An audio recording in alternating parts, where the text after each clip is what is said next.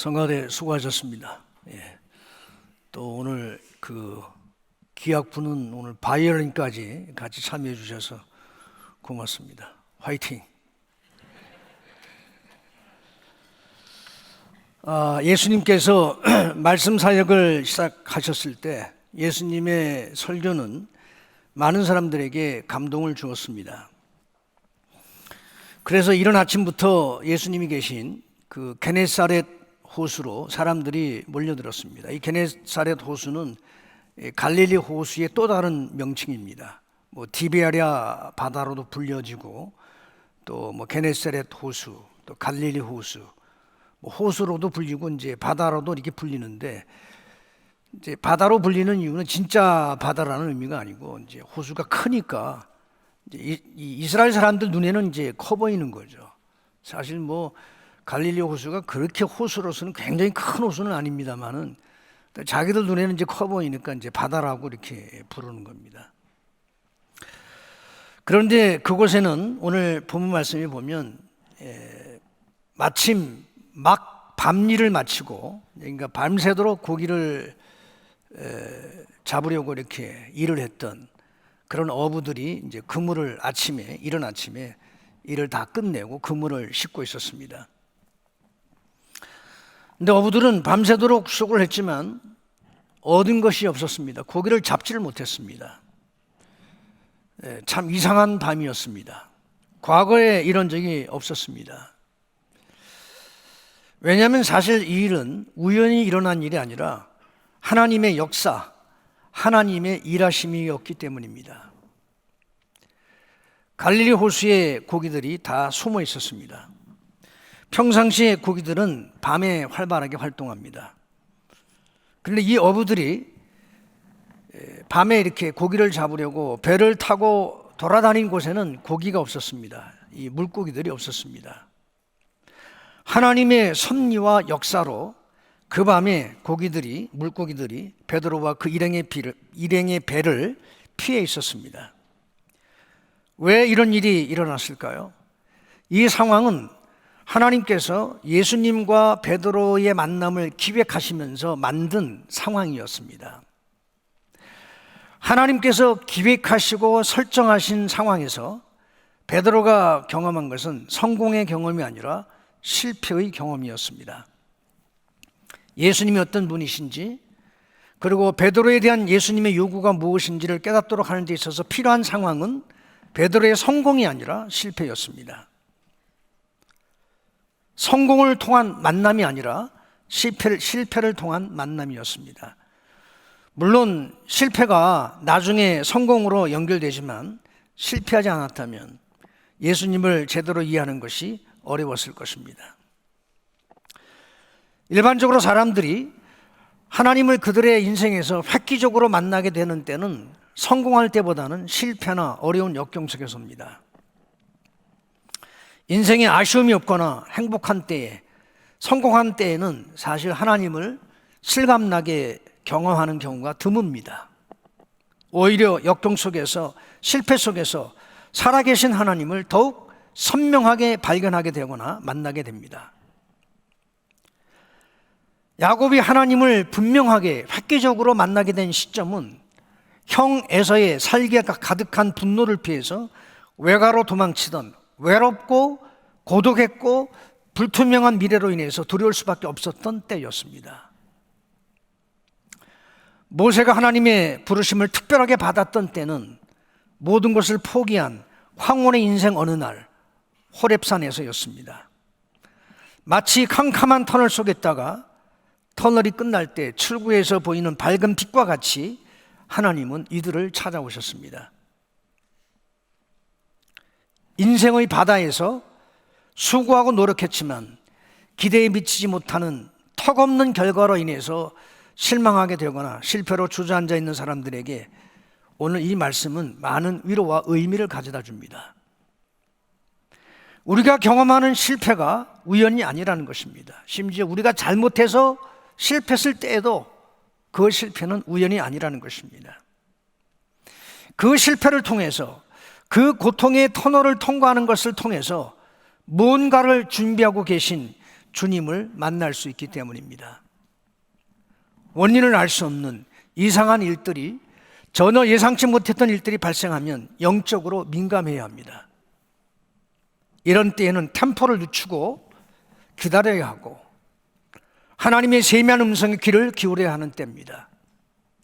이런 때엔 무언가를 해보려고 시도하기보다는 묵상의 시간, 골방의 시간을 늘려가며 영적으로 하나님을 대면하는 시간을 가져야 합니다.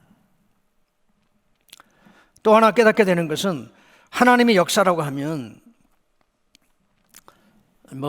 일부 예배 때 나오시는 분들은 다 교회를 다 다니신 지 오래돼서 단어가 헷갈리지는 않으시리라 생각을 합니다만, 혹시 교회를 나오신 지 얼마 안 되신 분들을 위해서 좀 설명을 드리자면, 하나님의 역사할 때 역사라는 말이 히스토리가 아니고 워크, 일하신다는 그런 의미입니다. 우스갯소리로 실제로 있었던 이야기입니다만은, 교회를 처음 나온 형제가 성령의 은사, 이게 은사라는 말을 이해를 잘 못한 거예요. 그래서 실제로 이제 제가 아는 목사님 이야기인데, 그 목사님에게 와가지고 이 형제가 묻더랍니다. 목사님, 성령님의 은사는 성령님의 스승 아니십니까? 이렇게 묻더라는 거예요.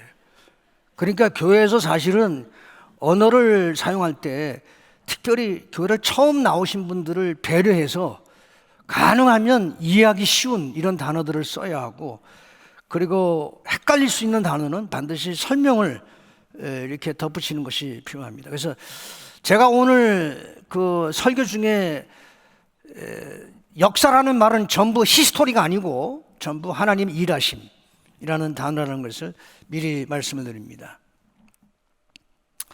우리가 깨닫게 되는 것은, 하나님의 역사라고 하면 우리에게 상상을 초월하는 감격과 감동을 가져다주는 어떤 원더풀한 무엇을 기대합니다. 성경에서 찾아보자면 홍해 바다가 갈라진다든지, 여리고성이 무너진다든지, 제가 자주 예를 드는 물고기 2마리, 보리빵 5개를 가지고 5,000명을 먹이신다든지, 이런 기적 같은 것을 기대합니다. 그러나 때로 하나님의 역사는 우리를 공경에 빠뜨리는 것으로 그렇게 나타날 수 있음을 잊지 말아야 합니다. 그럴 때 대부분의 사람들은 실망합니다. 하나님이 자신을 외면하시는 것 같다고 오해합니다. 그러나 믿음의 사람들은 그런 일들을 통해, 다시 말하면 자신의 삶에 찾아온 실패나 역경이나 고난, 이런 일들을 통해서 그들에게 무언가를 말씀하시는 하나님의 메시지를 발견해요. 그래서 내 주변에 발생하는, 그게 성공이든 실패든, 특히 실패의 경우에, 고난의 경우에 그걸 신앙적으로 해석할 수 있는 그런 해석 능력, 그게 바로 신앙의 실력입니다. 그런 해석 능력을 가지고 있어야 합니다. 그러기 위해서 앞에서도 말씀드린 것처럼 더 묵상의 시간을 늘려가고 더 골방의 시간을 늘려야 하는 이유가 바로 거기에 있는 것이죠. 예수님께로 너무 많은 사람들이 몰려들자 예수님은 한 배에 오르셨습니다. 그 배는 베드로의 배였습니다. 밤새 허탕을 치고 그물을 싣고 있는 베드로는 하던 일을 멈추고 예수님께서 요구하시는 대로 배를 호수에서 조금 떨어뜨리고는 강단을 세팅해야만 했습니다. 사람들이 너무 많이 몰려드니까 배를 이렇게 호숫가로부터 조금 이렇게 거리를 두고 이렇게 물 위에 띄운 거죠. 그리고 예수님께서 그 배에 오르셔서 말씀을 이제 전하시게 된 겁니다. 예수님의 설교가 시작되었습니다. 집에 들어가 쉬어야 할 베드로는 자기 의지와 상관없이 본의 아니게 설교를 들어야만 했습니다. 모르겠도 예수님의 설교는, 짧은 설교는 별로 없었던 것 같아요. 산상수훈이라든지 다락방 강화라든지 이런 설교들을 들으면 이건 참 다 몇 시간씩 계속되는 설교지, 이게 짧은 설교는 아니었던 것 같아요. 한참을 설교를 들었을 것 같습니다. 처음에 설교가 시작되었을 땐 좀 언짢기도 하고 짜증이 나기도 했을지 모르겠습니다.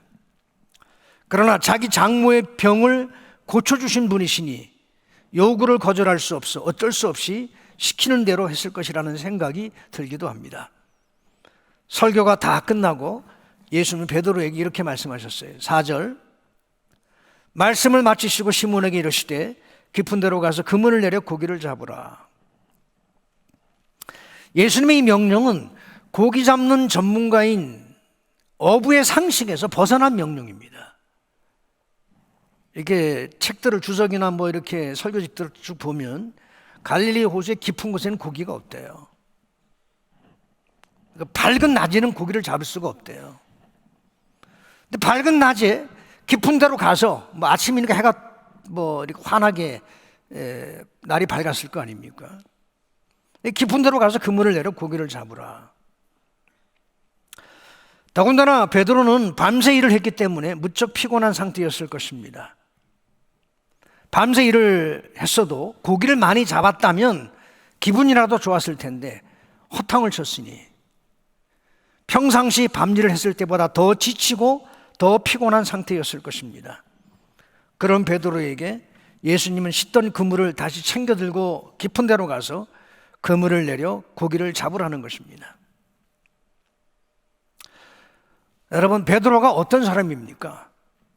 베드로는 남의 말을 고분고분 잘 듣는 유순한 사람이 아닙니다. 제자가 된 이후에도 예수님이 마음에 안 드는 말씀을 하셨다고 예수님을 꾸짖었던 사람이 베드로예요. 그러다가 예수님으로부터 호되게 책망을 들었죠. 사탄아 물러가라 이러면서 이제 예수님이 아주 호되게 책망하셨습니다만은 베드로의 성정이 그래요.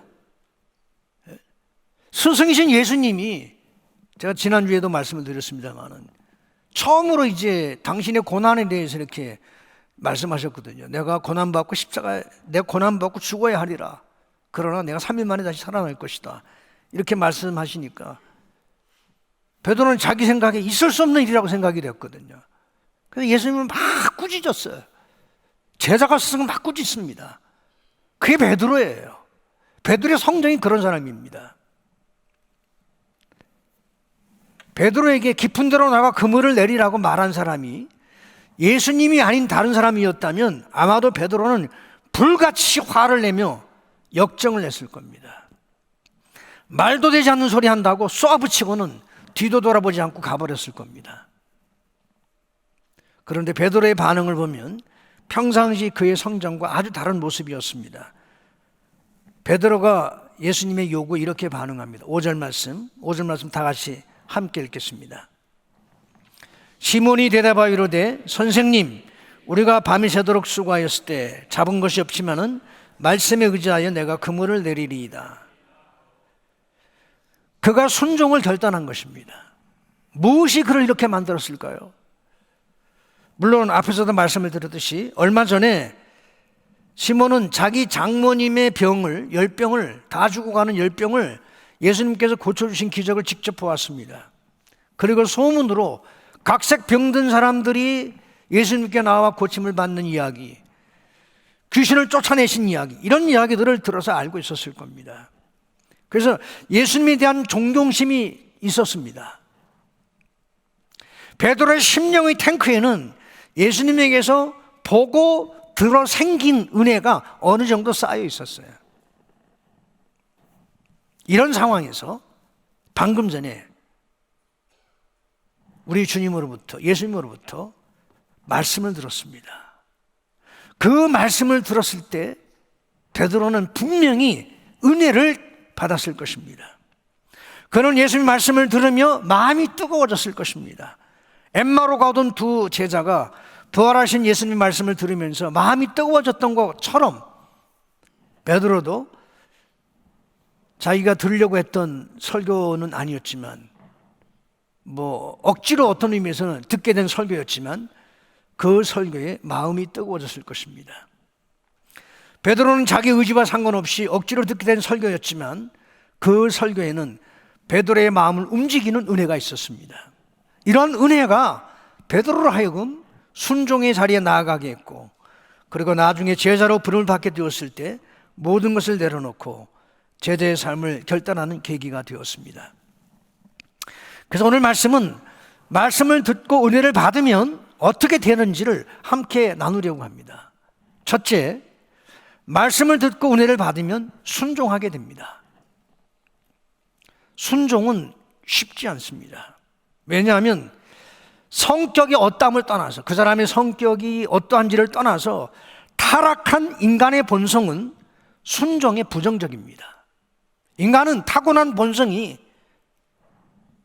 잘 순종하는 그런 심령을 갖고 있는 것이 아니라 순종에 대해서 부정적이고 거슬리는 이런 성격을 가지고, 이런 성품을 가지고 있어요. 죄의 본질을 이야기하자면 한마디로 하나님 말씀에 불순종하는 것이라고 할 수 있습니다. 에덴 동산에서 아담과 하와의 타락은 하나님 말씀에 대한 불순종이었습니다. 그 이후 인류가 보여주는 모든 죄악의 다양한 표현들은 하나님 말씀에 대한 불순종에 뿌리를 두고 있습니다. 완악한 사람들은 노골적으로 순종을 거부합니다.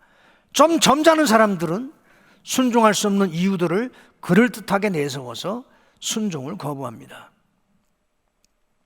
삶의 현장에서 우리는 때로 순종할 수 없는 많은 이유들을 가지고 살아갑니다. 베드로의 경우를 예로 들자면 앞에서도 말씀드렸듯이 먼저 피곤한 것을 핑계댈 수 있습니다. 밤새 갈릴리 바다를 헤매면서 고기를 잡으려고 애를 썼으니 얼마나 피곤했겠습니까? 게다가 이제는 일을 다 끝내고 그물을 싣고 있는 중이니까 다시 그물을 챙겨들고 호수로 들어가는 거 쉽지 않았을 겁니다. 그래서 정중하게 주님의 요구를 거절할 수 있었습니다. 선생님, 제가 밤을 샜습니다. 지금 너무 피곤합니다. 아무래도 지금은 집에 들어가 눈 좀 붙여야 되겠습니다. 이렇게 핑계를 댈 수 있었습니다. 그리고 나중에 제가 좀 쉬고 나서 눈 좀 붙이고 그리고 쉬고 나서 회복이 되고 난 이후에 그때 주님 말씀대로 한번 해보겠습니다. 이렇게 순종을 미룰 수도 있었습니다. 사실 순종을 미루는 경우가 있는데 순종을 미루는 것은 점잖은 불순종이에요. 순종을 미루는 사람 치고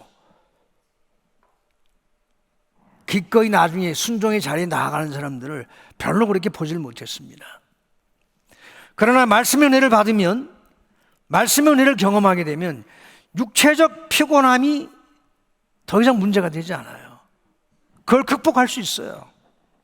말씀의 은혜가 임하면 우리의 몸과 마음이 가벼워지지만 불순종의 영이 우리를 지배하게 되면 몸도 마음도 무거워져요. 그러니까 순종의 자리에 나아가는 것이 굉장히 어려워지는 것입니다. 그 다음엔 베드로와 같은 이런 경우에 전문가적인 지식을 내세워서 순종을 거부할 수도 있습니다.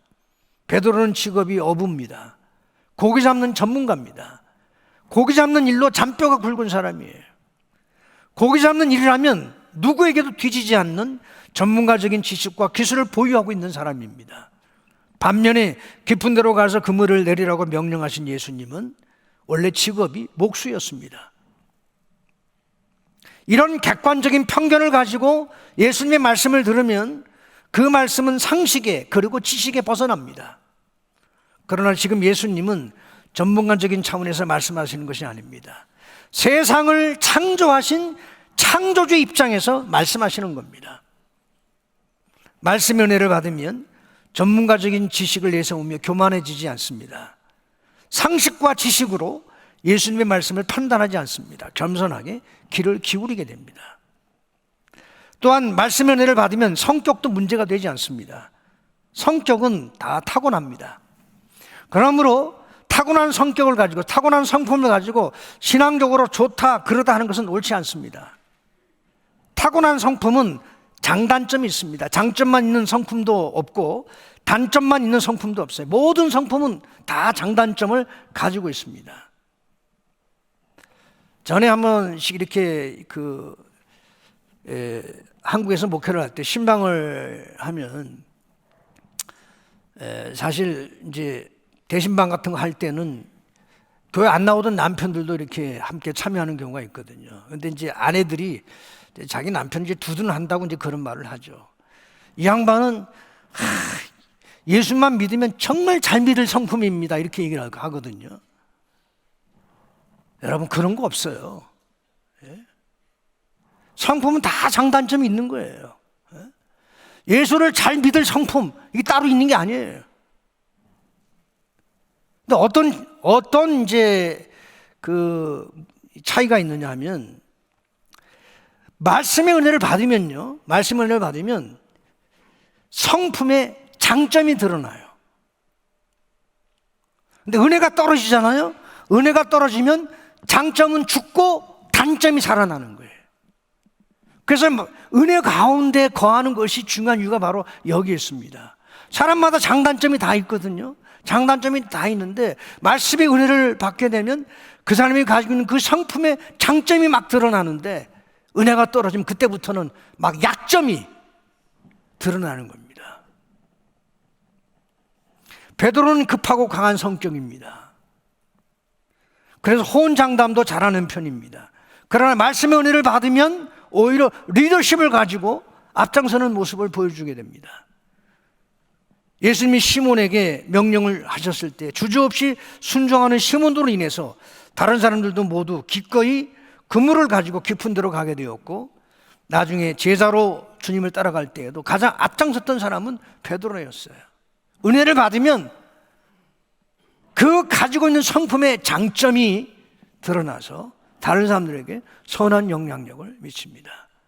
그러나 은혜가 떨어지면 약점이 드러나서 오히려 사람들에게 상처를 주고 관계를 깨트리는 그런 결과를 가져옵니다. 말씀 은혜를 받으면 성품의 문제도 해결이 돼요. 예수를 믿게 좋은 성품도 없을 뿐만 아니라, 예수를 믿는데 저런 성품 가지고는 예수 믿으면 안 돼, 그런 것도 없어요. 말씀 은혜를 받으면 다 성품의 문제가 해결되는 것이죠. 두 번째, 순종하게 되면 하나님의 일하심을 체험하게 됩니다. 베드로가 순종했을 때 어떻게 되었습니까? 그물이 찢어질 정도로 많은 고기를 잡게 되었습니다. 저는 이것을 단순히 기적이라고 표현하는 것보다 하나님의 일하심이라는 말로 표현하고 싶습니다. 보다 효과적인 표현은 어쩌면 기적일지도 모릅니다. 그러나 하나님의 일하심이 훨씬 폭넓은 표현이기에 그렇게 말하고 싶습니다. 왜냐하면 기적만 하나님의 일이 아니기 때문입니다. 일상생활 속에서 평범해 보이는 것도, 그리고 사실 눈에 보이지 않는 하나님의 일하심이 분명히 있기 때문입니다. 예를 들면 시몬이 주님의 말씀에 순종해서 깊은 데로 가서 그물을 내렸을 때 그물이 찢어질 정도로 고기를 많이 잡은 것은 기적입니다. 그러나 지난밤 시몬과 그의 일행이 갈릴리 바다에서 고기를 잡으려고 밤을 샐 때 하나님이 고기들에게 명하여 모두 숨어 있으라고 하셨습니다. 아니, 어떤 의미에서 고기들이 숨을 곳을 가르쳐 주셨습니다. 이걸 동화적인 말로 표현하자면, 애들에게 이렇게 읽어주는 동화적인 말로 표현하자면 이렇게 말할 수 있습니다. 고기들이 잡히고 싶어서 잡힌 고기는 한 마리도 없어요. 다 숨고 싶지만 자기 마음대로 안 되는 것이죠. 그런데 숨을 곳을 하나님께서 고기들에게 가르쳐 주셨다는 거예요. 그래서 한 마리도 시몬과 그 일행들에게 잡히지 않도록 하셨어요. 이건 하나님이 일하신 거예요. 우연이 아니에요. 어쩌다 그런 일이 발생한 게 아니에요. 이런 것들은 기적이라는 표현으로 말하기 어려운 보이지 않는 부분들입니다. 그러나 이런 것들은 말씀의 은혜를 깨닫게 되었을 때 이게 눈에 보이는 거예요. 말씀의 은혜를 받으면 하나님의 일하심이 보입니다. 순종하는 하나님의 사람들이 하나님의 일하심을 체험하는 경우는 성경에서 얼마든지 발견되는 부분입니다. 은혜를 받고 순종할 때 하나님이 일하시는 게 보이는 거예요. 하나님의 일하심을 체험할 수 있게 되는 것이죠. 다니엘과 다니엘의 세 친구는 바벨론의 포로로 붙들려 갔습니다. 이 친구들은 유다 왕국의 엘리트 청년들이었거든요. 왜 엘리트 청년들을 느부갓네살이 포로로 잡아갔느냐면, 자기 일꾼으로 쓰기 위해서, 자기 나라의 일꾼으로 쓰기 위해서 잡아간 겁니다. 인재로 잡아간 거예요. 탁월한 청년들이니까.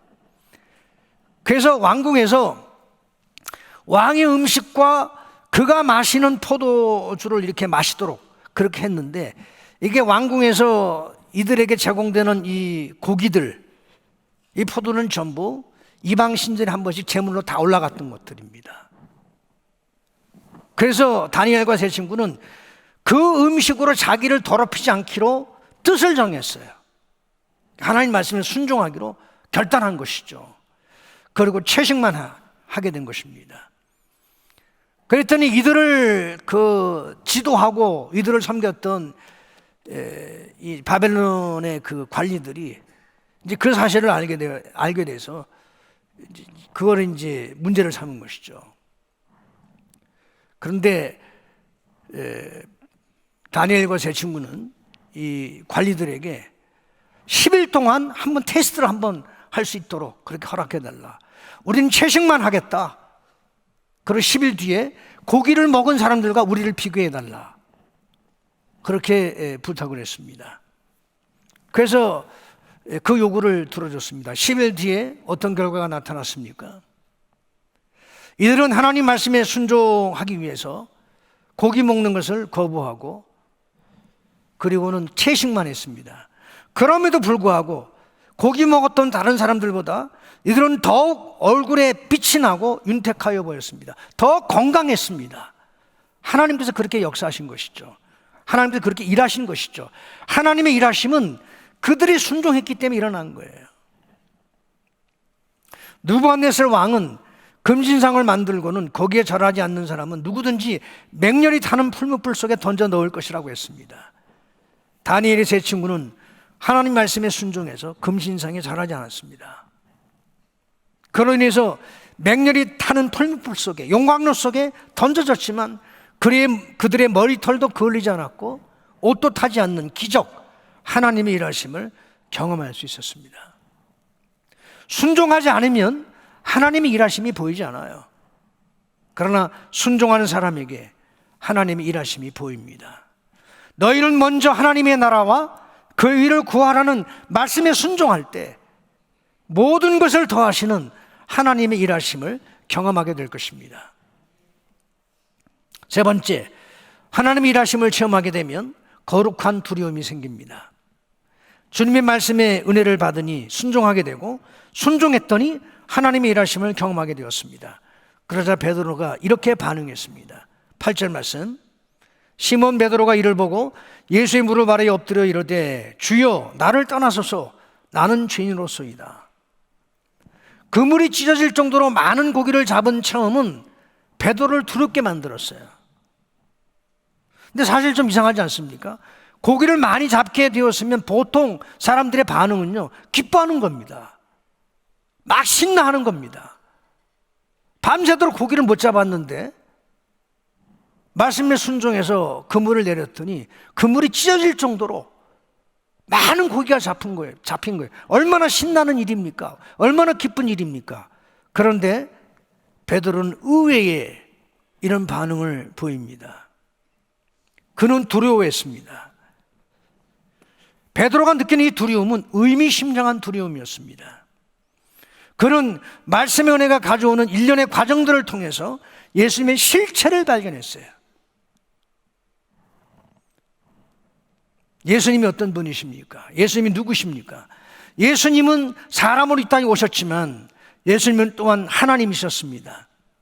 베드로는 일련의 이 과정들을 겪으면서 말씀의 은혜를 받고 말씀에 순종했더니 그물이 찢어질 정도로 고기가 많이 잡히는 기적을 경험하면서 예수님에게서 신성을 느낀 것입니다. 예수님에게서 하나님을 발견한 것입니다.